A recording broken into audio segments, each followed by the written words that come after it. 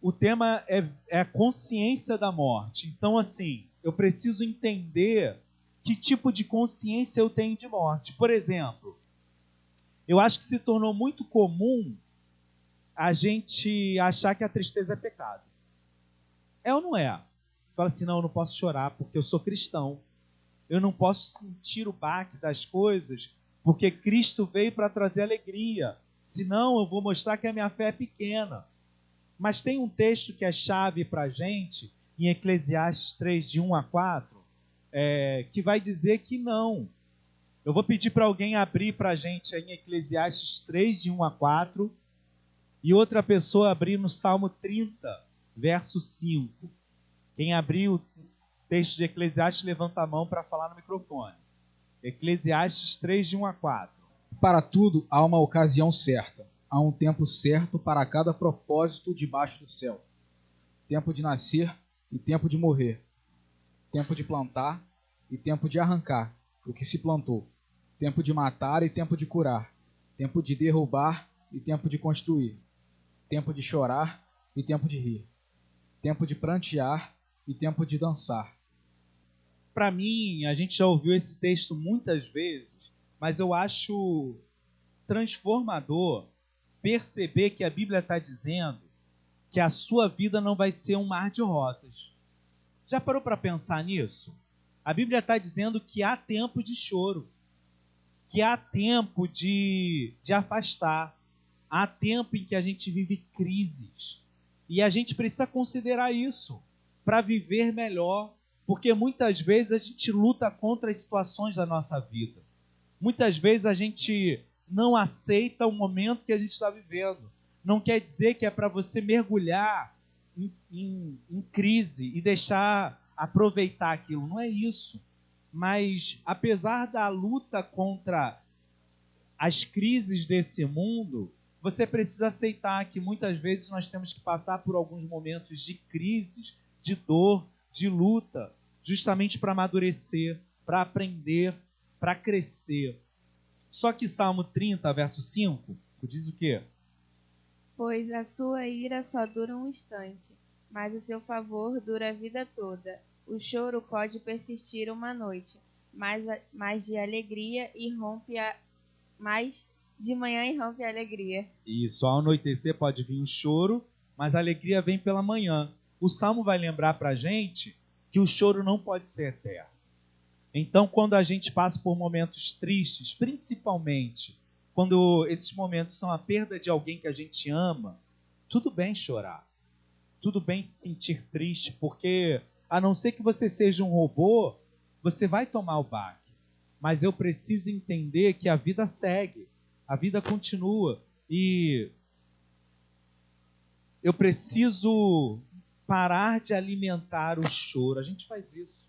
A gente alimenta a tristeza, a gente alimenta o lamento, a gente gosta de lamber as feridas, a gente gosta de simplesmente dizer que a nossa vida é miserável.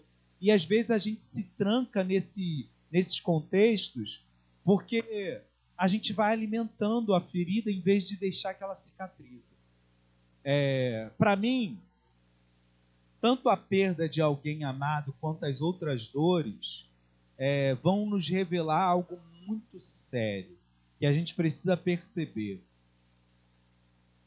Quando a gente percebe o quanta dor a morte traz, eu acho que isso é o mais importante para a gente perceber. A morte traz dor, uma dor tão forte, porque no final ela denuncia a verdade por trás dessa vida. Ela denuncia a verdade que a correria do dia a dia tem em disfarçar. Alguma coisa está errada. É isso que a morte diz. Quando alguém morre, você toma um choque e fala assim, peraí, não era para ser assim. Por que ela teve que ir embora? Por que isso teve que acontecer? E aí a tua cabeça começa a fazer perguntas que não fazia até então. E o seu coração começa a sentir coisas que até então você não sentia. Porque o pecado é revelado, ele é desmascarado. A verdade nua e crua dessa vida é exposta diante dos nossos olhos. A sensação de que algo está faltando, de que a vida deveria prosseguir, que a vida não pode ser só isso. a gente sente aquilo que é a verdade que a Bíblia nos ensina, que nós fomos criados para ser eternos. A Bíblia ensina essas coisas. Fomos criados para ser eternos. Só que Adão e Eva pecam, o pecado entra no mundo e através do pecado a morte entra. E aí sim a gente começa a perceber a verdade que o texto de hoje vai revelar. 1 Coríntios, vou pedir para todo mundo abrir. 1 Coríntios capítulo 15, 50 a 58. E aí quem lê para a gente? 1 Coríntios capítulo 15, 50 a 58. Outra pessoa, sem ser o Rodrigo e a Gabriela. Vamos lá. Quem vai ler? Ninguém? 1 Coríntios 15, 50 a 58. A Sara vai ler?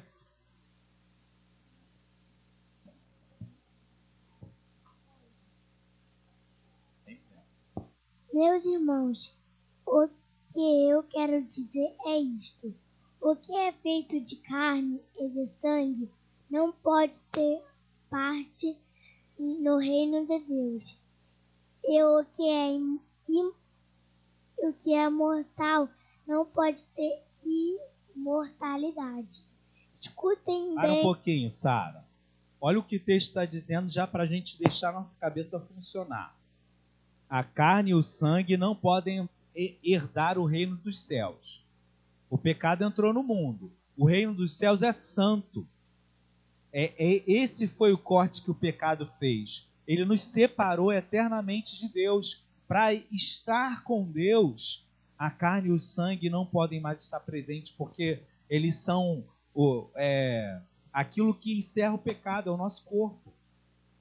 A nossa vida nessa terra. E por isso o texto vai dizer que a corrupção não pode herdar a incorrupção. E aí Paulo vai dizer um mistério. Continua aí, Sara, verso 51. Escutem bem este segredo. Nem todos vamos morrer, mas todos nós vamos ser transformados num instante.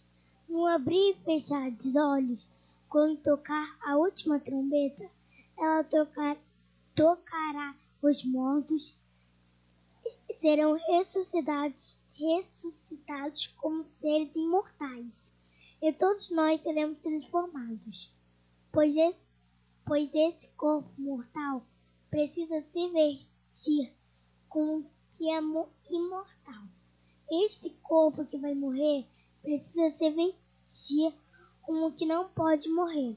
Assim, quando esse corpo mortal se vestir com o que é imortal, quando esse corpo que morre se vestir com o que não pode morrer, então acontecerá o que as Escrituras Sagradas dizem. A morte está destruída, a vitória é completa. Onde está, ó morte, a sua vitória? Onde está, ó morte, o seu poder de ferir? O que dá à morte o poder de ferir é o pecado. E o que dá ao pecado o poder de ferir é a lei. Mas agradecemos a Deus que nos dá a vitória por meio do nosso Senhor Jesus Cristo. Portanto, queridos irmãos, continuem fortes e firmes. Continuem ocupados no trabalho do Senhor, pois vocês sabem que todo o seu esforço nesse trabalho sempre traz proveito. Olha só que interessante. Olha o que Paulo está explicando para a gente, uma coisa tão lógica, mas que no meio da transição, do viver no meio do pecado, isso se afasta do nosso coração. Ele vai dizer que é necessário que o corpo corruptível se revista da incorruptibilidade e que o corpo mortal se revista da imortalidade. É um processo pelo qual, por causa do pecado, a gente precisa passar. Uma transformação necessária. Calvino vai dizer, e eu gosto sempre de lembrar essa frase dele, porque explica tudo isso de maneira simples. Ele vai dizer que existe um vazio no coração do homem do tamanho de Deus. Isso quer dizer que só Deus pode preencher o nosso coração. A partir do momento que eu tento preencher o meu coração com pessoas, coisas, ganhos, e seja lá o que mais for, esse vazio não vai ser completo. É óbvio que amar pessoas, é óbvio que se alegrar com as coisas desse mundo faz parte da vida. Mas tentar tapar todo o buraco do meu coração com uma pessoa, com algo que eu busco, sempre vai causar uma dor. E a morte vai revelar o meu pecado de deixar com que coisas e pessoas sejam maiores do que Deus. Mesmo percebendo essa incompletude, mesmo percebendo que falta alguma coisa, a gente continua seguindo o nosso rumo. A gente continua tentando tapar o nosso coração com pessoas. E a gente vai se enganando e a gente faz o que aquele ditado diz. A gente tapa o sol com a peneira.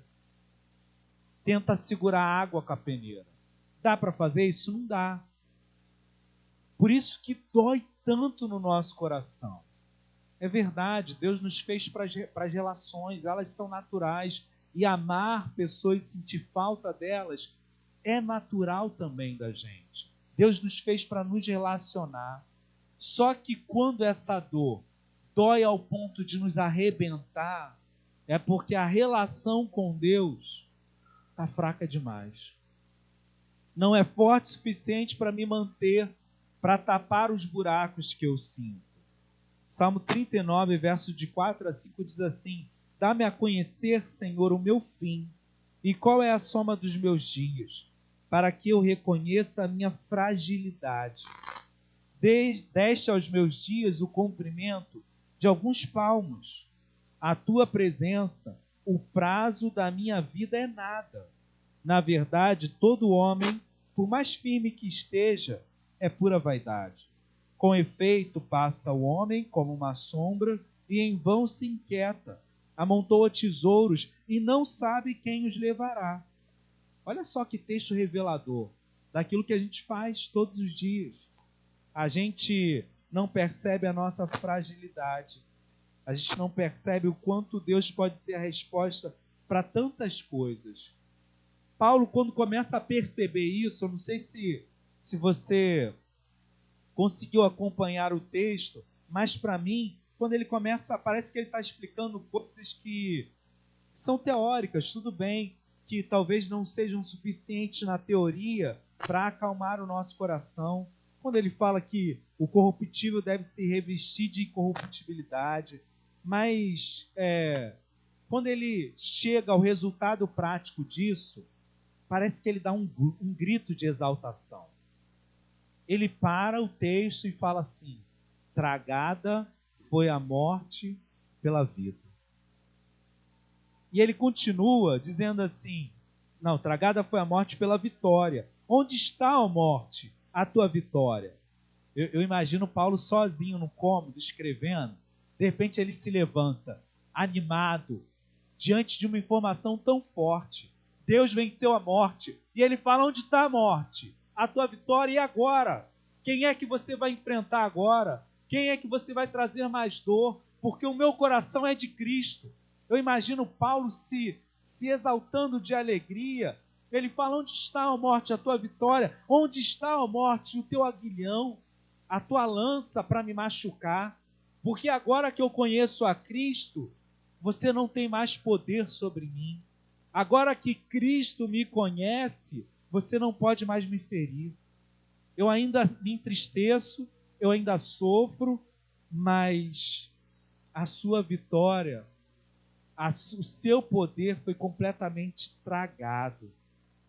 E aí vários textos, irmãos, eu sinto pena, não só da minha voz, mas do nosso tempo, da gente não poder ler um por um, mas você pode pegar o sermão lá, que está todas as referências, mas cada texto que vai dizer o quanto Jesus, esse processo da cruz é exatamente isso. Porque pensa, a morte é algo inexplicável, ela causa um monte de dúvida, um monte de dor no nosso coração, e de repente você tem um Deus que morre por você. Espera aí, Ele vai para uma cruz, se oferece, deixa que o maltratem, que o machuquem, que o matem. E aí os seus discípulos falam assim, ao fim, eles sentem o que a gente sente quando perde alguém. E aí, no terceiro dia, Jesus ressuscita. Ele vira esse mundo de cabeça para baixo. A morte é derrotada. A morte é confrontada com um poder maior do que dela. Não sei se você entende a relação do pecado e da morte. Por exemplo, Romanos 6,23 vai dizer que o salário do pecado é a morte. O que é salário? É aquilo que você trabalha o mês inteiro para receber.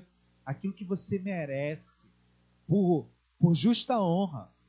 Quer dizer, nós como pecadores merecemos, fazemos por merecer ganhar a morte.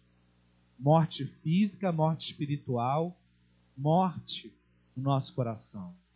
Faz parte do nosso pagamento pela vida que a gente leva. Mas Deus, sendo rico em misericórdia por causa do grande amor com que nos amou, nos deu vida, estando nós mortos nos nossos delitos e pecados. Romanos 5, de 8 a 19, eu vou ler só um trechinho, diz assim: portanto, assim como por um só homem entrou o pecado no mundo, e pelo pecado a morte, assim também a morte passou a todos os homens. Porque todos pecaram. E o texto continua, e lá na frente ele vai dizer: porque como pela desobediência de um só homem, muitos se tornaram pecadores, assim também por meio da obediência de um só, muitos se tornarão justos. O pecado, ele foi se alastrando. Imagina, se eu plantar um pé de manga, vai nascer uma mangueira. E da mangueira vai nascer outra manga. E se eu continuar plantando as mangas que nascem na mangueira, eu vou continuar tendo outras mangueiras, certo? Lógico, perfeito. Se eu tenho um casal de pecadores, eu vou ter mais pecadores. E os pecadores vão se multiplicando, somos nós. Aí você pensa assim, Adão e Eva que pecaram, não fui eu. Qualquer um de nós, se estivéssemos lá, teríamos cometido o mesmo pecado, porque o nosso coração é enganoso. E a prova disso é que até hoje, mesmo conhecendo Cristo, o pecado continua sendo uma tentação para todos nós. O que isso diz de prático para a gente, irmãos? O que isso tem a ver com minha vida hoje, o agora? Entendendo tudo isso, o que muda na minha vida? Eu acho que a gente, quando conhece a Cristo, a gente tem duas verdades que começam a transformar a maneira como a gente encara a morte. Primeiro, a certeza do reencontro. Dói perder alguém, mas se a pessoa caminha com Cristo, eu tenho a grande vantagem de reencontrá-la. Se eu não tenho certeza, eu tenho pelo menos a dúvida, a possibilidade dela, de alguma maneira, ter encontrado a misericórdia de Deus e reencontrá-la no futuro. Eu sei que a vida não é só isso.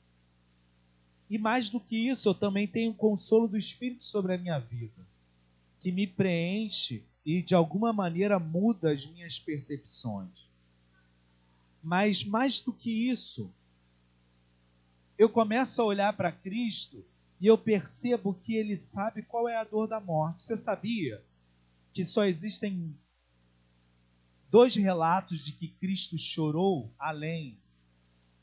Agora eu estou até me corrigindo. Na verdade, existe também, ele suou sangue, ele não chorou lá no Getsemane.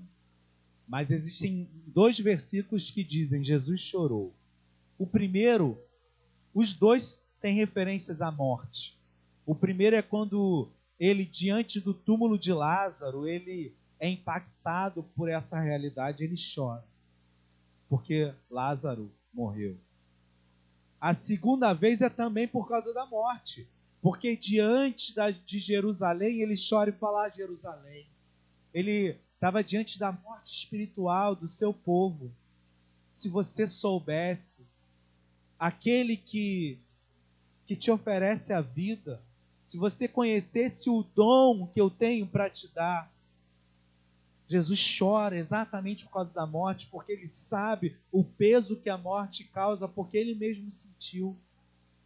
Por isso, a gente não está sozinho. Eu publiquei lá no Face uma imagem, uma frase do Tim Keller, da Casa Verde, que diz assim: o Deus da Bíblia leva a nossa miséria e sofrimento tão a sério que ele estava disposto a levá-la em si mesmo. Ele tomou sobre si as nossas dores. A gente está falando de morte, mas tem a ver com toda a miséria que a gente vive. Toda a dor que você sente. O bairro onde a gente mora, que é Piedade, aqui do lado, tem enfrentado constantemente a disputa no poder do morro, né? E isso tem se alastrado pelo bairro, com assaltos, com morte, tiroteio, violência. E quanto eu tenho sentido essa dor de ver a violência mais próxima e perceber melhor que quando eu estou longe disso, isso não me afeta. Mas essa é uma realidade do mundo. Pessoas sofrem o dia inteiro com a miséria, com a dor, com os maus tratos, com a ignorância, com não ser percebido. Jesus entende tudo isso. E eu acho que isso enche o meu coração na certeza de que Deus tem uma solução para isso. A gente não está falando de religião. Quando a gente fala de Jesus, não é levar a pessoa para uma igreja e dizer, cara, todo esse sofrimento e morte, existe um Deus preocupado com isso. Não é à toa que Apocalipse encerra dizendo, ele enxugará do seu rosto toda lágrima, toda dor. Tudo isso vai ser posto de lado. Deus se preocupa ao ponto de solucionar. Às vezes a gente se distancia de tal maneira, não sei você, mas parece que tudo é um grande problema teológico. Deus está aqui para resolver a questão do pecado e para garantir um passaporte. Parece que é uma questão de ideias. Que Jesus está tratando questões de religião, de escolhas. Não! Ele está tratando da dor do mundo. E quando a gente que é da igreja, é de Cristo, trata as coisas como ideia, como religião, a gente se afasta da praticidade, da realidade da fé. Deus veio ao mundo libertar os cativos, enxugar as lágrimas, curar as feridas, tomar sobre si as nossas dores. E se você não tem sentido a dor desse mundo, às vezes um impacto, uma perda grande, seja o que a gente precise para a gente despertar da letargia. Nós fomos chamados para ser luz ao mundo que sofre. Engraçado perceber, irmãos, embora eu não concorde com essa visão, que os novos filmes retratam os vilões sendo massacrados pela dor e a dor levando eles a ser quem são. Aí você tem filmes como Malévola, o Coringa novo, que vai dizer exatamente isso. Olha, não que ele não seja culpado, da sua maldade, mas olha o que o mundo fez com ele. Olha quantas pessoas o maltrataram. E não deixa de ser verdade isso. Todos nós somos responsáveis pela nossa escolha. Mas o mundo nos oprime. E nós temos a solução para isso. Vou encerrar antes que a voz acabe. Em João 10:10, Jesus faz o convite. Ele fala assim, olha, eu sou a porta. A partir, na verdade, João 10:9-11. Eu sou a porta. Se alguém entrar por mim, será salvo. Entrará e sairá. Olha o que Jesus está dizendo. Ele não diz entrará e ficará comigo. Ele diz entrará, encontrará salvação e sairá. Você tem coisa a fazer. E achará pastagem. O ladrão vem somente para roubar, matar, destruir. Eu vim para que vocês tenham vida e tenham em abundância. Eu sou o bom pastor. Eu sou aquele que vai cuidar do rebanho. O bom pastor dá a vida pelas ovelhas. Ele deu a sua própria vida para que a gente fosse libertado dos grilhões eternos. Não sei se você reparou no texto que a gente leu de 1 Coríntios 15, 50 a 58.